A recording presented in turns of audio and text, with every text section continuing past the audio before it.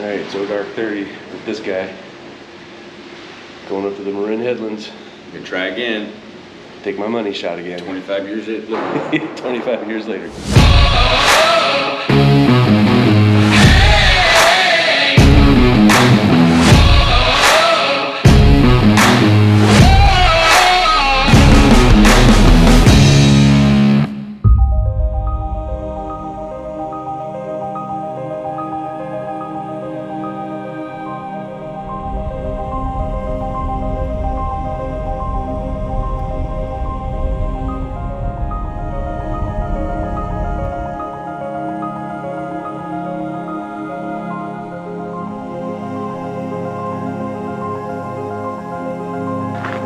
We're at the Marin Headlands. It's just before 7 o'clock. The sun's starting to come up over the city.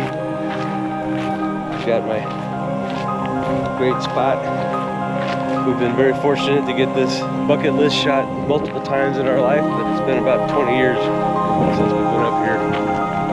Probably even longer than that since we've been up here together. So, let's see what we got.